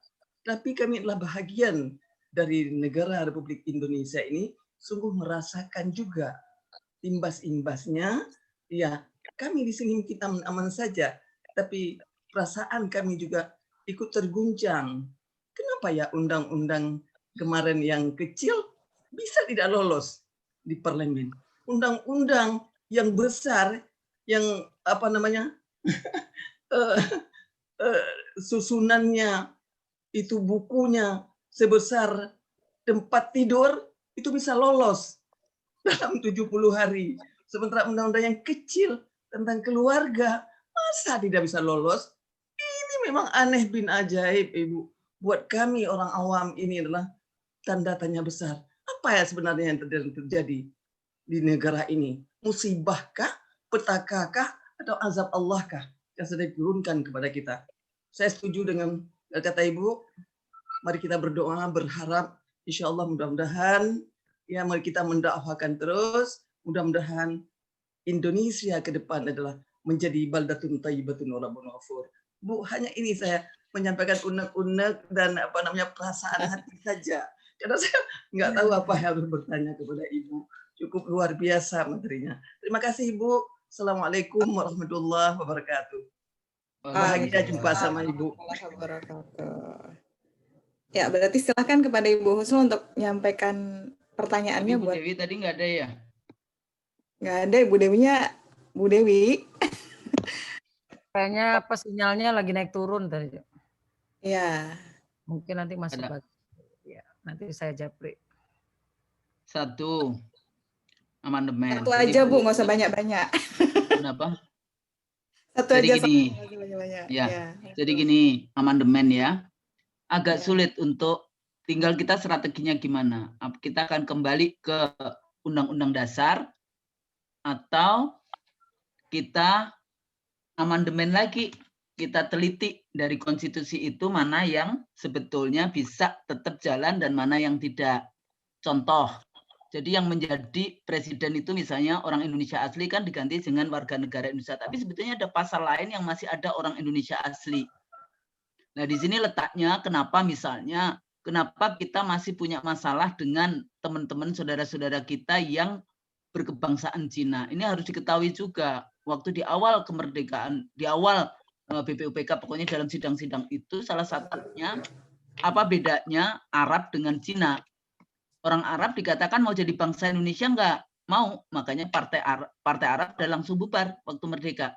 Orang Cina mau jadi bangsa Indonesia enggak, tetap bangsa Cina tapi warga negara Indonesia.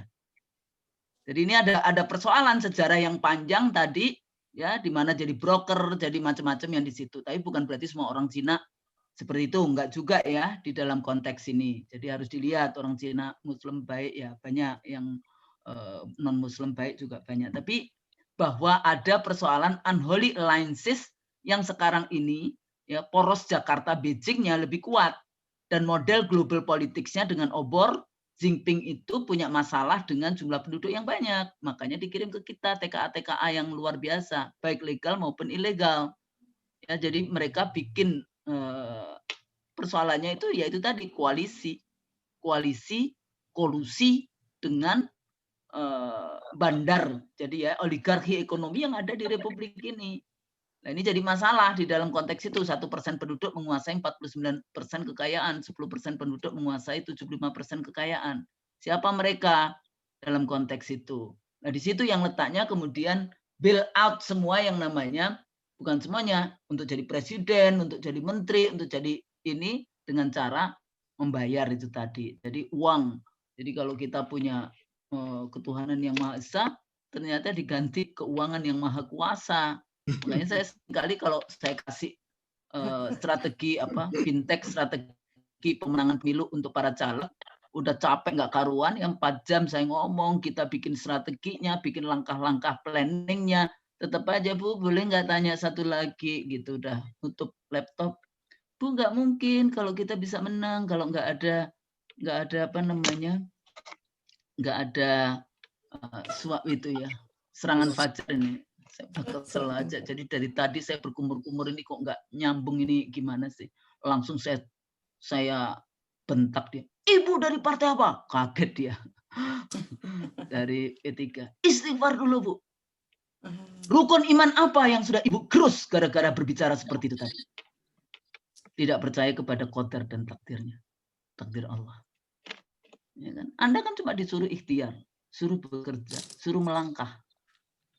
Hasil Allah yang akan menentukan. La haula wala quwata illa billah. Jadi sama Bu, tadi Bu Adiwarni ya, kita berjuang. Apa hasilnya? Nggak tahu apa keinginan kita. Kita berjuang, bismillah, berjuang terus. Itu Bu Marfuah itu luar biasa dengan bapak-bapak itu, kalau yang sudah saya mau bicara terpaksa deh bapak-bapak itu harus diam semua kalau Bu Marfuah harus sudah berbicara kayak gitu kan.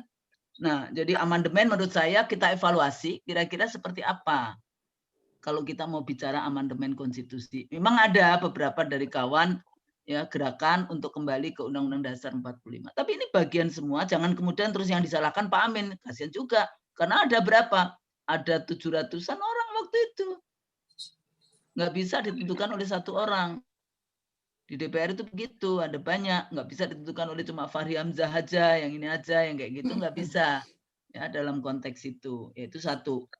Nah apa Bu? Sebetulnya kalau saya lihat, di Quran itu kan disebutkan ya, Allah mengingatkan umatnya itu dengan mengirimkan api, kebakaran, mengirimkan penyakit, pandemi COVID-19 hari ini yang kita lihat sendiri, mengirimkan bagaimana yang namanya likuifaksi, tanah bergetar, tanah bergulung, tanah macam-macam, mengirimkan kalau di Aceh ada tsunami, di Palu ada tsunami, dan sebagainya. Tapi yang tidak pernah dibahas itu satu Bu.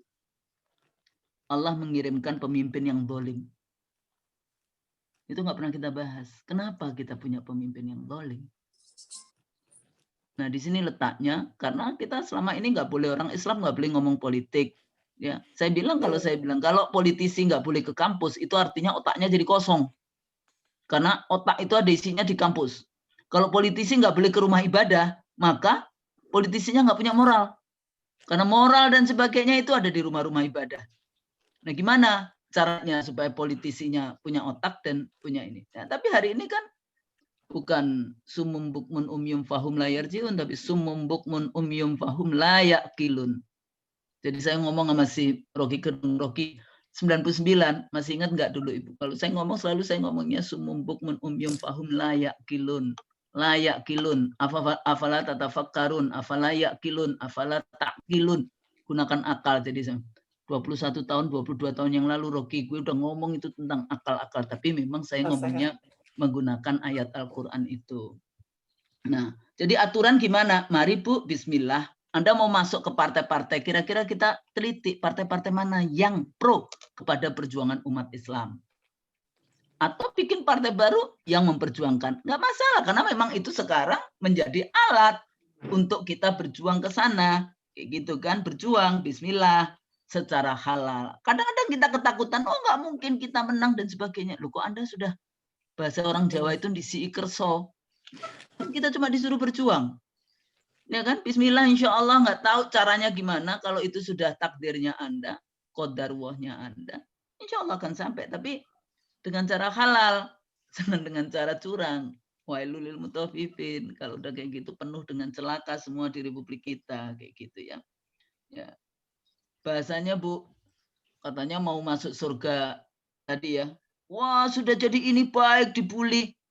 Kan katanya mau masuk surga. Masa mau gratisan? Yang mau masuk neraka aja bayar kok.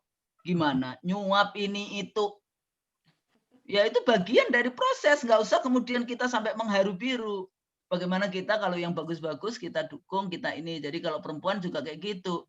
Jangan senang melihat orang lain susah, susah melihat orang lain senang. Kayak gitu kan. Biasanya perempuan suka begitu tuh. Ya, jadi insya Allah Bu, ini bersilaturahim seperti ini, wanita Islam luar biasa. Nanti rumuskan. Kira-kira apa tuntutannya kepada partai? Kalau kita tidak bisa masuk langsung the politic of presence, kita bisa berada di the politic of ideas. The politic of presence itu siapkan kader-kader wanita Islam untuk bisa masuk ke partai-partai politik yang kita anggap memperjuangkan kepentingan wanita Islam. Kayak gitu kan. Nah, kalau kita nggak masuk, kita nggak ada, ternyata nggak ada nih, hanya ada di wilayah tertentu, ya nggak apa-apa, tidak harus di semua, di 34 provinsi. Di mana yang kira-kira ada, partai apa yang kira-kira memperjuangkan kepentingan umat yang kayak gitu. Yang kedua apa? Yang kedua kita the politic of ideas. Kita rumuskan, kalau perempuan biasanya saya bagi 3. Segala hal yang berhubungan dengan reproduksi, jadi hamil, melahirkan, menyusui, menstruasi dan sebagainya, itu reproduksi yang berhubungan dengan rahim perempuan. Yang kedua relasi perempuan dan laki-laki, perkawinan, perceraian, mobilitas perempuan. Yang ketiga, semua yang kita anggap netral tapi punya dampak yang berbeda. Kesehatan, pendidikan, perang, damai. Kalau dulu kan kita ngajak ya, Duk Pakat Inong Aceh di dalam kerangka kita mengajak untuk menyelesaikan dengan tanpa kekerasan. Bagaimana kita ngajak Inong Bale untuk duduk bersama dan sebagainya di Aceh waktu itu. Jadi ya mari ayo kita berjuang bersama-sama. Bismillah. Saya nggak tahu kapan hasilnya dan sebagainya. Yang penting kita sudah melangkah. Yang Allah suruh kepada kita kan kita berjuang, hasilnya ya tetap kita tawakal Allah. Kalau kita cuma komplain dan saya ya nggak ini, itu marfu'ah tuh luar biasa tuh. Saya pikir itu, jadi nggak usah takut. Mbak Husnul kasih kesempatan Bu Atifah, kayaknya masih ada Mbak Husnul. Ya. Ya, sebentar. Tadi Ibu Husnul belum bikin pertanyaan. Habis ini baru Bu Atifah. Ya, monggo. Saya nggak usah bikin pertanyaan. Tadi aja yang bertanya aja, cek aja yang bagus-bagus tuh. Oh, yang bertanya aja ya, berarti dikasihnya ya Bu ya. Oke. Berarti sebelum closing. Gini loh, saya gimana? Itu juga males kalau itu emang gue dites kayak gitu kan. Ini kalau kita sudah tua-tua kayak gitu. Ibu masih ingat saya enggak? Kok saya jadi dites kayak gitu. Kalau saya, Ibu kayak Bu Adwin, Bu Adi Warni tadi bagus. Saya dulu ketemu Ibu yang kita ketemu. Oh ya Allah, Masya Allah kayak gitu. Jadi saya ingat kayak gitu. Jangan ngetes saya. Ibu Husnul masih ingat enggak saya? Itu 21 tahun yang lalu kayak gitu. Saya biasanya ngomong, jangan dites ya saya kayak gitu. Jadi jangan ngetes. Ya, berarti Tadi itu nanti banyak saya bagus. pilih penanya yang baik aja ya Bu ya. Ya betul. Oke, Membuat pertanyaan baiklah. nggak gampang. Itu anggota DPR aja nggak bisa bikin pertanyaan. Ini pertanyaannya bagus-bagus. Oke Bu, kalau begitu terima kasih sudah berkenan hadir. Sebelum sesi foto bersama nanti di akhir, saya undang Ibu Atifah Toha untuk memberikan komentarnya. Halo Ibu Atifah Toha, Assalamualaikum.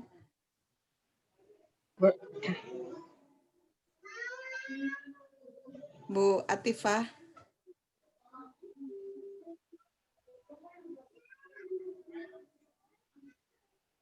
Untuk sesi pertanyaan sudah di kelas ya Bapak Ibu. Jadi Ibu Atifah, silakan Ibu Atifah Toha.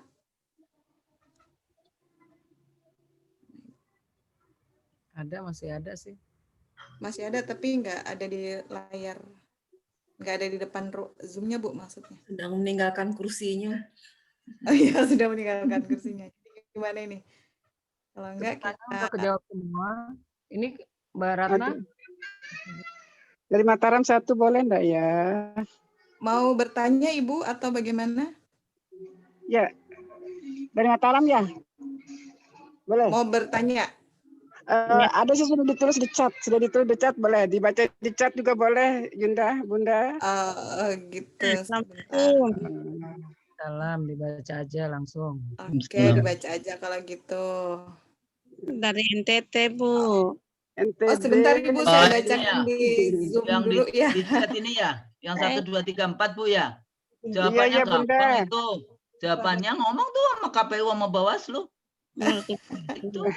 Jadi kan bagaimana itulah bagian ya Bawaslu sebetulnya kalau kita punya penghilangan kertas suara, pengelabuhan data-data pemilih, pengaburan kerja, ya ini sebetulnya kewenangan dari Bawaslu, cuma Bawaslunya dari bayar atau Bawaslunya masih bisa berjuang.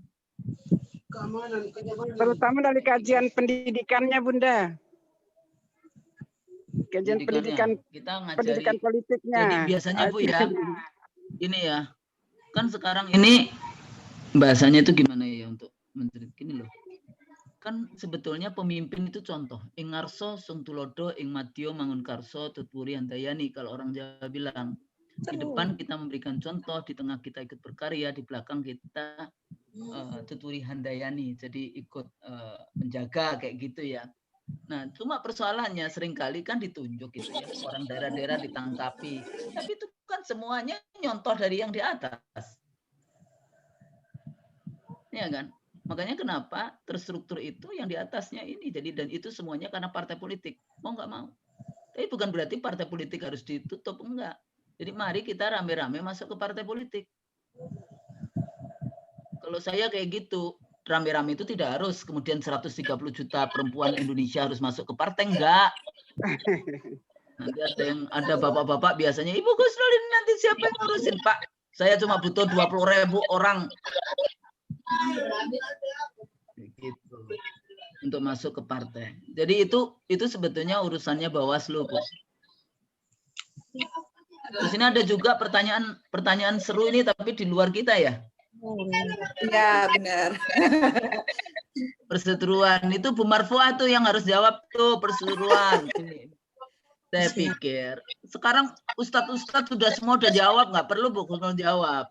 Kalau saya melihatnya, mari kita ya gunakan penggunaan. Kalau Ustadz Adi Hidayah yang saya dengarkan kan sebetulnya kalau itu pekerjaan maksiat, jangan kemudian pakai eufemisme. Jadi kalau korupsi nggak jelas, ya udah maling aja gitu. Maling jangan, pencuri jangan diganti menjadi korupsi, jadi ini kayak gitu. Kemudian pekerja seks komersial jangan diganti jadi PSK misalnya, pekerja seks komersial, padahal kan wanita tunasusila, sudah nggak ngerti, wanita penzina, tapi kan yang datang juga pria penzina, nggak cuma wanitanya aja, jadi wanita dan pria penzina yang kayak gitu. Itu kalau saya lihat ini. Terus bagaimana kalau menurut saya sebetulnya kalau ada isu yang kayak gitu jangan langsung misalnya HRS yang jawab, kasih aja ke ibu-ibu wanita Islam, datengin, kemudian ngobrol dengan si siapa itu. Karena kalau enggak digoreng terus oleh media. Nah, menurut saya kayak gitu. Jadi nggak perlu. Jadi kita harus tahu, jangan, bahasa saya gini, jangan membunuh nyamuk dengan meriam, gitu loh. Walaupun itu penting, yang penting itu jangan sampai kemudian akidah umat itu tergerus ya, karena sudah nggak takut dengan neraka dan sebagainya. Tapi intinya kalau kita mau perang, perangnya itu jangan langsung dengan meriam. Jadi cari aja itu mantan pacarnya kayak siapa. Saya pikir itu aja. Apakah mungkin survei pilkada ditiadakan dari NTT? Survei itu kan dibayar. Tergantung sekarang siapa yang bayar. Ya kan? Itu bahasa saya tadi, karena saya tahu ada rapat di lantai 4, bahasa saya adalah penggiringan opini. Bisa saja sebetulnya nggak menang, tapi opininya digiring ke sana.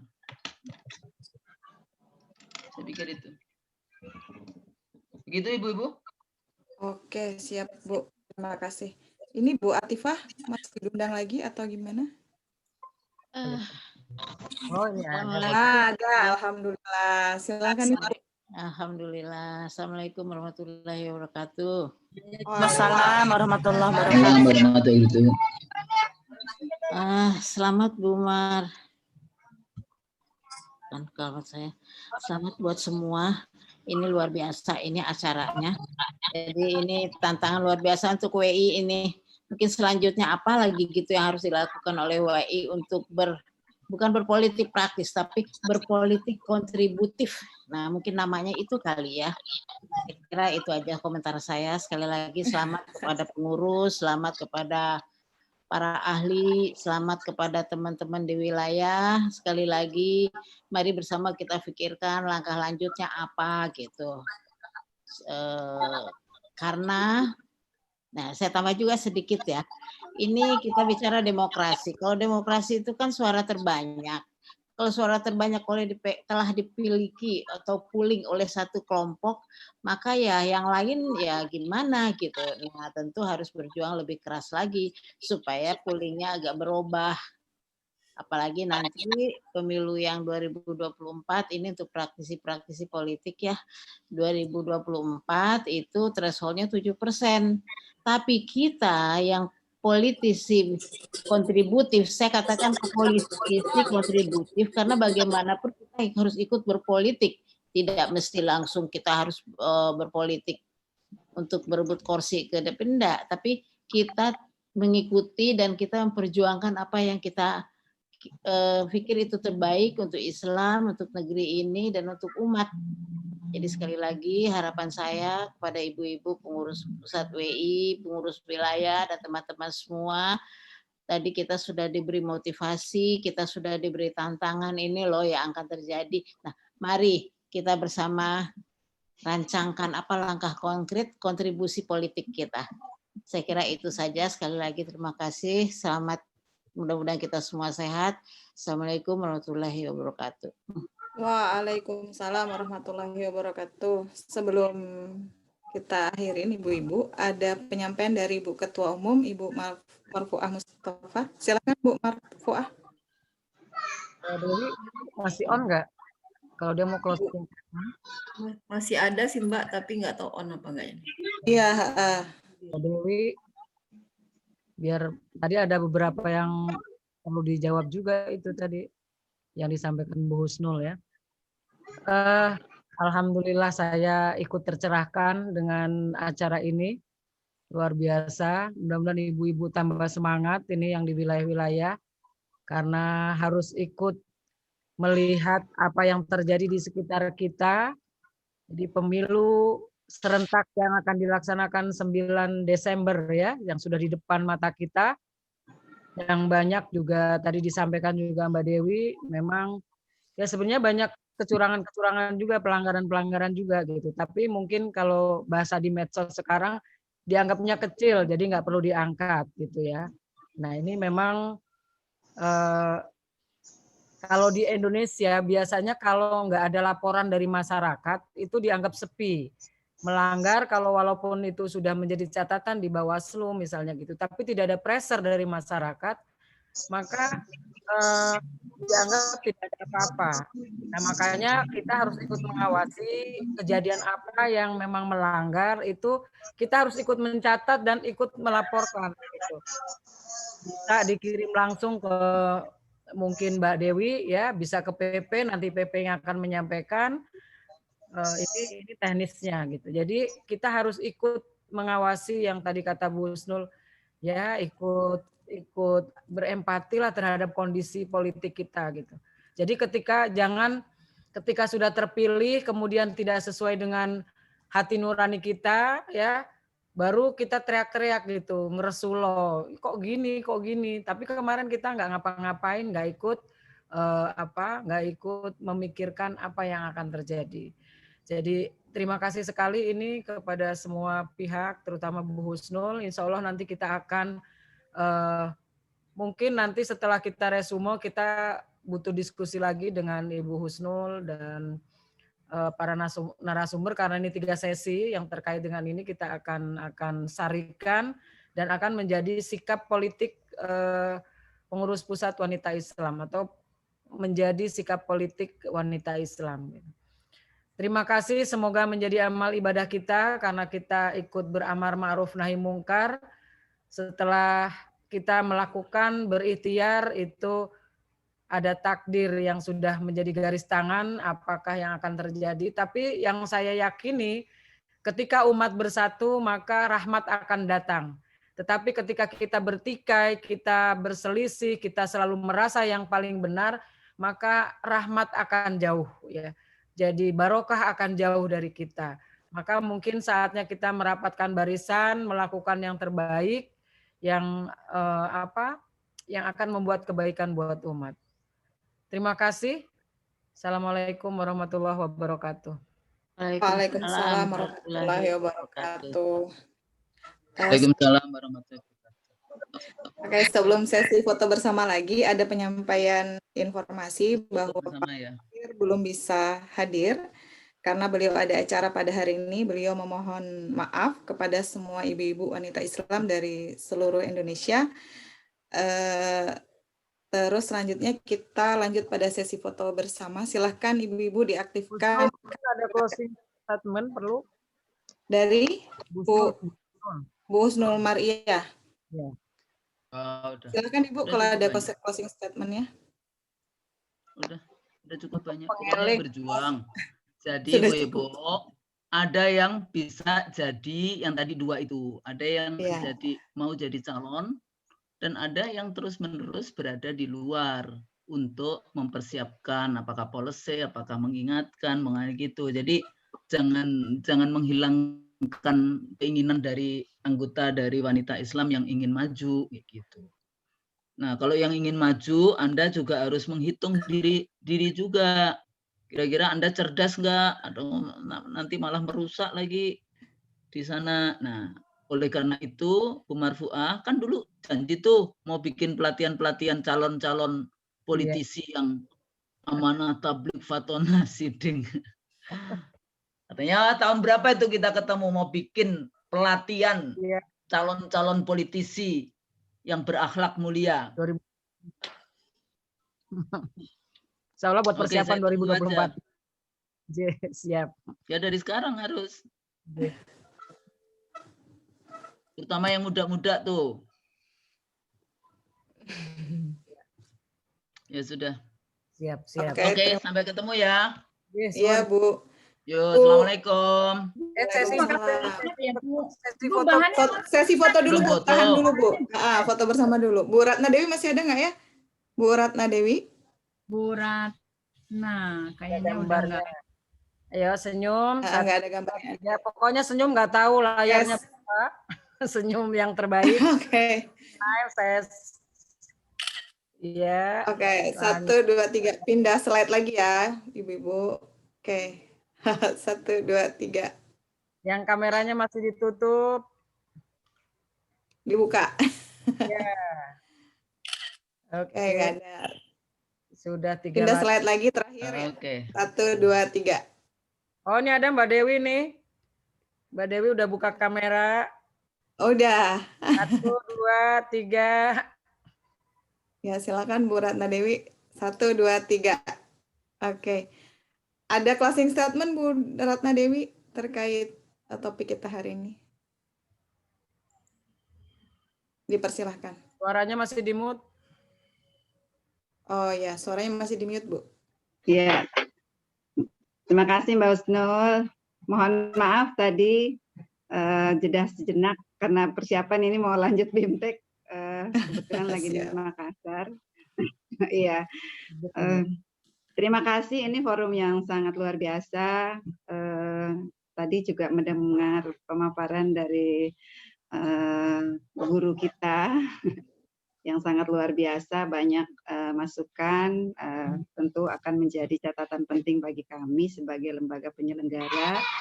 Memang masih banyak kelemahan-kelemahan baik dari yang bersumber dari regulasi maupun juga secara kelembagaan yang perlu diperbaiki ke depan. Dan tentu saya berterima kasih juga atas forum ini karena banyak pencerahan yang sudah diberikan. Nah ini saya mau nanam Dan Pak. yang paling penting mungkin Saya mau anakannya. pada forum ini Ibu, nanti kita berharap potongin. ini akan ada pilkada di 270 daerah. Oh, Benar, jangan Sebentar lagi akan dilaksanakan pemungutan suara. Tentu iya dukungan benar. partisipasi dari elemen masyarakat termasuk organisasi wanita Islam sangat kita butuhkan agar kita bisa memastikan seluruh proses pemilihan ini berjalan dengan jujur dan adil. Saya kira itu Mbak Husnul. Terima kasih Bunda Ketua atas undangannya pada hari ini. Mudah-mudahan memberikan manfaat yang besar bagi kita semua. Wabillahi taufiq wal hidayah. Wassalamualaikum warahmatullahi wabarakatuh. Waalaikumsalam Waalaikumsalam warahmatullahi wabarakatuh. Oke, baik Ibu-ibu wanita Islam. Sebelum saya akhirin, saya mengucapkan terima kasih kepada seluruh pembicara kita pada hari ini, kepada semua ibu-ibu yang telah berpartisipasi aktif dalam kegiatan kajian online politik wanita Islam.